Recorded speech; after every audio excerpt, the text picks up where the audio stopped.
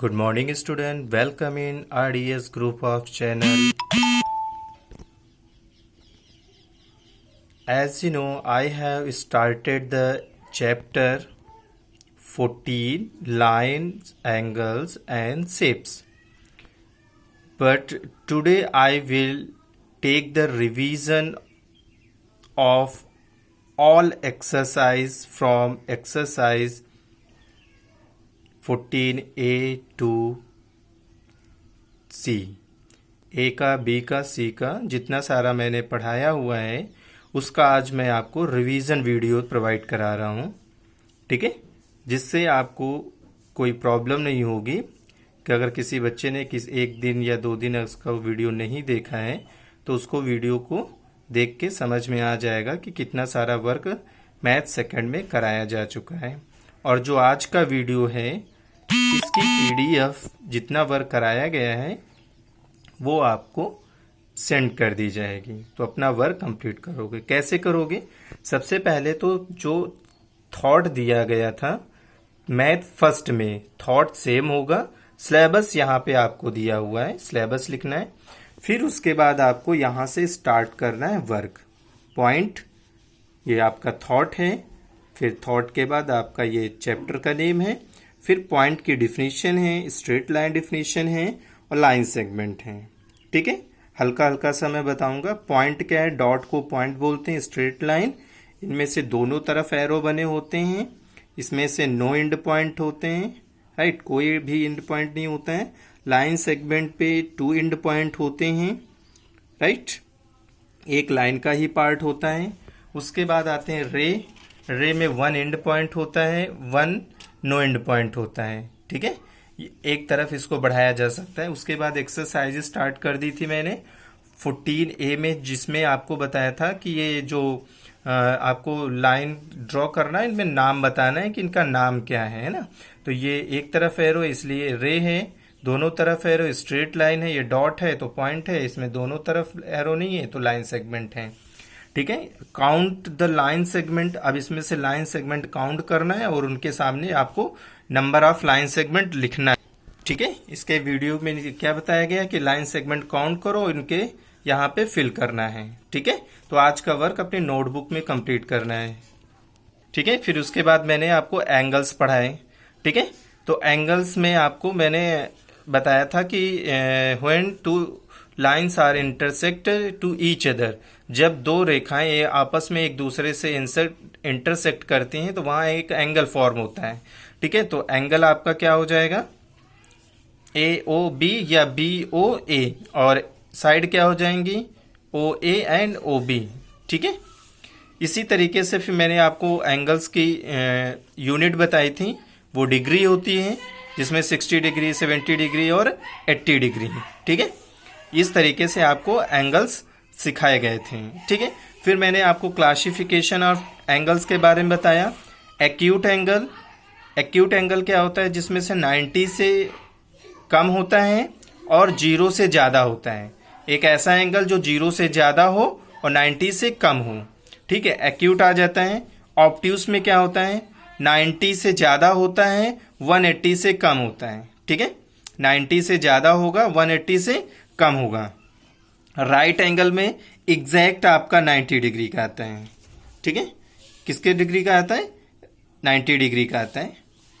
इसके बाद straight angle exact आपका 180 degree straight, reflect more than 180 and less than 360, यानी कि 180 से ज़्यादा होगा और 360 से कम होगा, ठीक है। कंप्लीट एग्जैक्ट आपका 360। उसके बाद एक्सरसाइज 14B। अब इसमें से एक फिगर दिया है और आपको इसके नेम बताना। क्यू क्या है? क्यू वर्टेक्स है, ठीक है। QR क्या है? रे है। QP क्या है? ये भी रे है, ठीक है। अब इसका डायरेक्शन क्या है? एंटी क्लॉकवाइज है। क्लियर? कॉपी में वर्क कंप्लीट करिए। अब इसमें से पूछा गया है कि कॉम्प्लीमेंट पेयर कैसे फाइंड करते हैं। तो कॉम्प्लीमेंट पेयर कैसे फाइंड करते हैं कि इन दोनों एंगल्स का एडिशन अगर 90 डिग्री आता है तो कॉम्प्लीमेंट्री है, अगर नहीं आता है तो नो कॉम्प्लीमेंट्री, जैसे कि मैंने दोनों एंगल्स को ऐड कर लिया, इसका आंसर आया 88 डिग्री, तो इसका मतलब 90 नहीं आया, तो this is not complementary pair. ठीक है, 35 55 दोनों को ऐड किया 90 आ गया, इसका मतलब कॉम्प्लीमेंट्री पेयर है। मैंने क्वेश्चन पूछा भी था आप लोगों से, बट आप लोगों ने रॉन्ग रिप्लाई दिया था, तो इसलिए मैं आज आप लोगों से फिर से इसी टाइप्स के क्वेश्चन रिवीजन वर्क में पूछूंगा। ठीक है, नेक्स्ट आपको सप्लीमेंट्री पेयर्स के बारे में बताना था।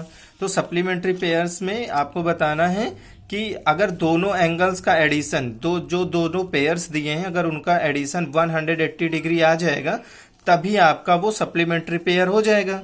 अगर नहीं आता है, कम आता है तब भी नहीं होगा, ज्यादा आता है तब भी नहीं होगा, एग्जैक्ट आपका 180 आना चाहिए।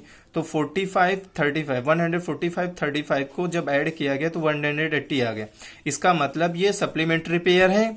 लेकिन नेक्स्ट वाला देख लेते हैं, 80 और 102, तो दोनों एंगल्स का एडिशन 182 आ गया, तो this pair is not supplementary, supplementary pair नहीं होगा क्योंकि इन दोनों का एंगल्स का एडिशन 180 से ज्यादा हो गया। ठीक है, फिर कॉम्प्लीमेंट्री एंगल फाइंड कैसे करते हैं, जो एंगल दिया होता है उसको 90 से सब्ट्रैक्ट कर दो, जो भी एंगल दिया होता है कॉम्प्लीमेंट्री में 90 से सब्ट्रैक्ट कर दो और वो उसका रिजल्ट जो आएगा वो कॉम्प्लीमेंट्री एंगल हो जाएगा।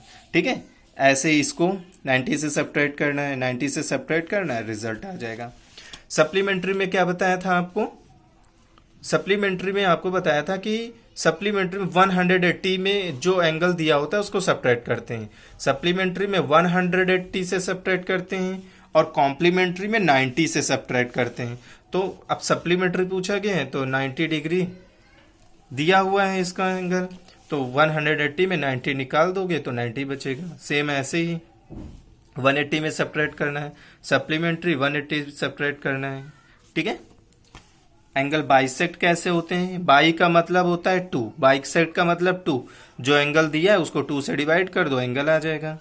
बाइसेक्ट का मतलब क्या होता है कि बाई मतलब होता है 2, ठीक, अब 2 से एंगल को डिवाइड कर दिया तो एंगल निकल आएगा बाइसेक्ट।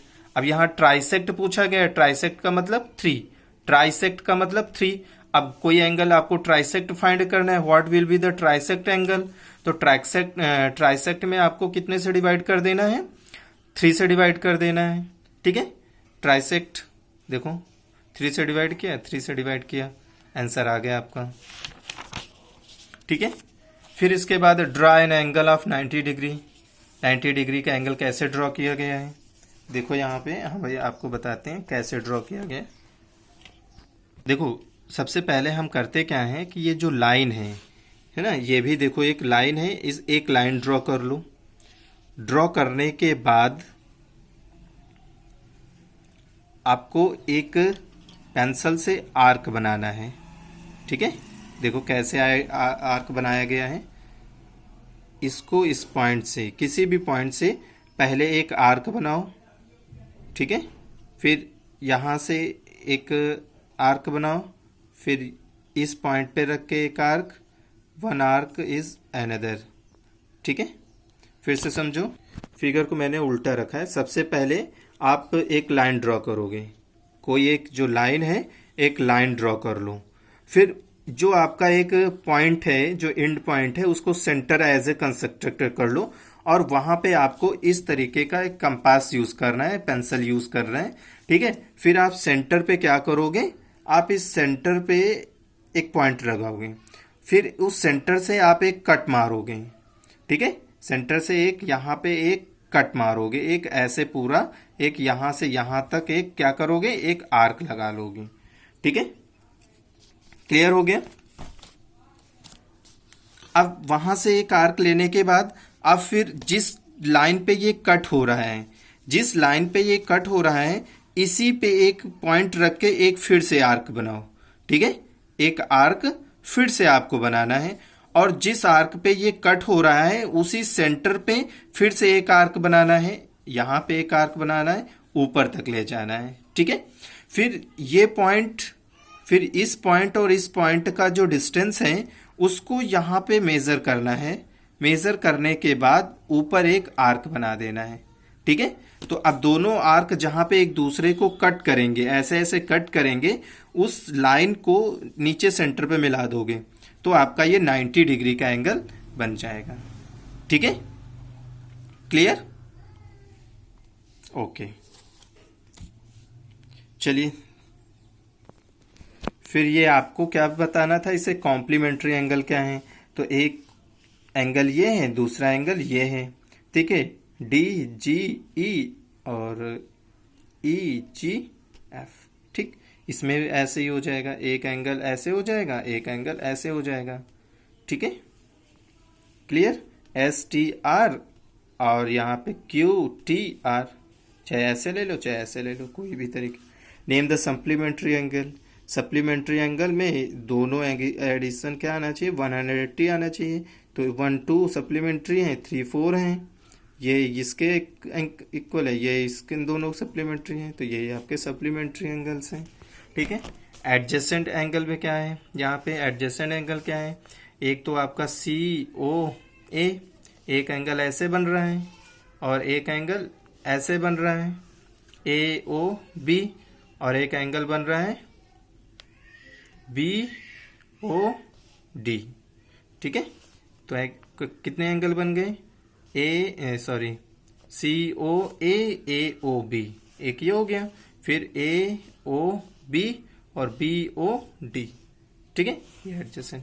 फिर ट्रायंगल्स के कल बारे में बताया था, ट्रायंगल्स 3 एंगल्स होते हैं, राइट? इसका क्लासिफिकेशन आपको बता दिया गया था। इक्विलेटरल क्या होते हैं, all sides are equal, equilateral. 2 sides are equal, isosceles. No sides यानी all sides are different, skeleton. ठीक है, एक्यूट एंगल कितने का होता है, अगर एक्यूट एंगल होगा तो एक एंगल आपका 90 का होगा, बाकी आपके एक्यूट हो जाएंगे। ठीक है, राइट एंगल्स में क्या हो जाएगा, राइट एंगल में 1 आपका 90 डिग्री का होगा, अदर आपके क्या हो जाएंगे, एक्यूट हो जाएंगे। एक राइट एंगल में एक 90 जरूर होता है, ऑब्ट्यूस में एक मोर देन 180 से होता है, 90 से ज़्यादा होता है, यानी ऑब्ट्यूस में एक एंगल आपका 90 से ज़्यादा होगा या 180 से कम होगा, लेकिन बाकी के 2 एंगल आपके एक्यूट हो जाएंगे, ऑब्ट्यूस एंगल में आ जाता है। फिर कल मैंने आपको ये फाइंड करना सिखाया था कि एंगल्स को फाइंड कैसे करते हैं। तो तीनों एंगल्स को जो भी दिया होता है उनको ऐड करना होता है, 180 के इक्वल लिखते हैं। फिर जो एंगल मिस होता है, जो एंगल्स दिए होते हैं इन दोनों को ऐड कर लेते हैं, जो मिस होता है उसमें सब्ट्रैक्ट करके फाइंड कर लेते हैं, तो एंगल फाइंड हो जाता है। जैसे angle A, angle B, angle C दिया हुआ है, ये आज आपसे क्वेश्चंस पूछे जाएंगे। ठीक है, angle A, angle B, angle C दिया हुआ है, तो एंगल ए आपको पता नहीं है, बी और सी दिया है, तो दोनों को ऐड कर लो, 180 में सब्ट्रैक्ट कर दो, जो आएगा रिजल्ट वो आपका एंगल ए। यही नहीं, किसी भी क्वेश्चन में अगर आपको दिया है कोई भी एंगल मिस है तो 2 एंगल दिए हो, उन दोनों को ऐड कर लो और फिर 180 में सब्ट्रैक्ट कर लो, जो बचेगा वो आपको थर्ड एंगल्स में आ जाएगा। ठीक है, सेम ऐसे इसमें भी बताया गया था। ठीक है, इस क्वेश्चन में भी है, इस क्वेश्चन में भी कल आपको बताया गया था कि ट्रायंगल है कि नहीं है। अब देखो यहाँ पे 3 एंगल्स दिए हैं, अब तीनों एंगल्स का एडिशन अगर 180 आता है तो आपको ये ट्रायंगल पॉसिबल है, अदरवाइज नहीं है। तो तीनों एंगल्स को ऐड किया तो यहाँ पे देखा 180 से ज़्यादा हो गया, यानी कि इक्वल नहीं है, इसलिए दिस इज़ नॉट पॉसिबल। इस केस में एंगल नहीं बनेगा। ठीक है, नेक्स्ट क्वेश्चन देख लो। नेक्स्ट क्वेश्चन में 33, 60 से 80 दिया है और इन तीनों क्वेश्चंस में आपको क्या बताया गया, ऐड करना है, ऐड कर निकालना 180 डिग्री। अब जो एडिशन आया 180 डिग्री, मुझे पता है ट्रायंगल का एडिशन भी, जो एंगल का एडिशन होता है वो कितने डिग्री, 180 डिग्री होता है, ये भी पॉसिबल है। ठीक है, क्वेश्चन नंबर 4, क्वेश्चन नंबर 4 में क्या था कि अब आपको बताना है साइड के अकॉर्डिंग ये ट्रायंगल पॉसिबल है कि नहीं है।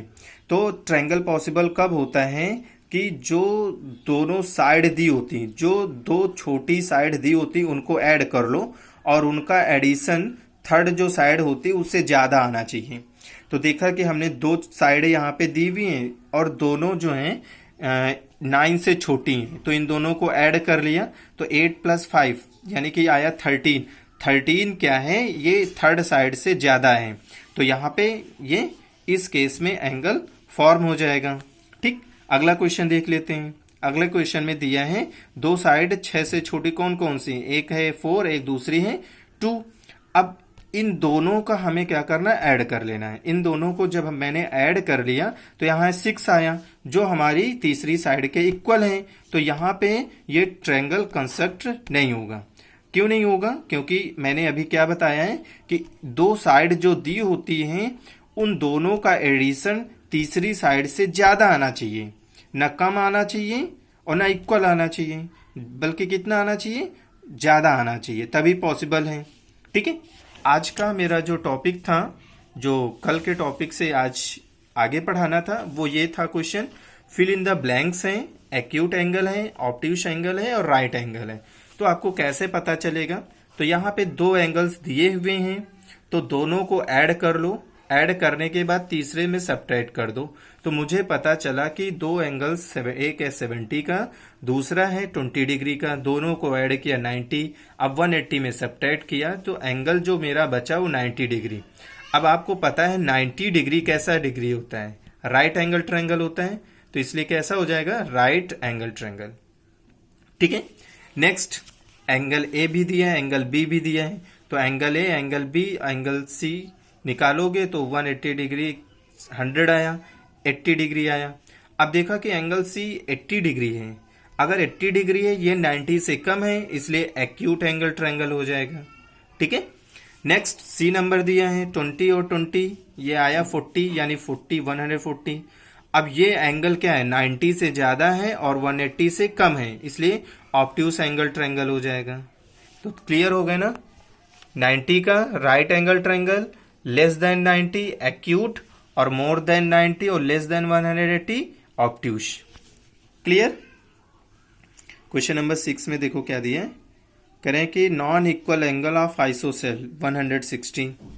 ठीक है, एंगल ए आपको दिया हुआ है, तो angle A plus 160 equal to 180।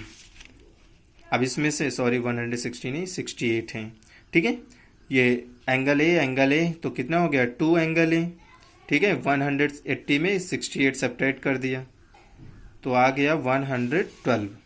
अब 112 में से 2 से डिवाइड करोगे तो 56 आ जाएगा, तो एंगल आपका 656 हो जाएगा।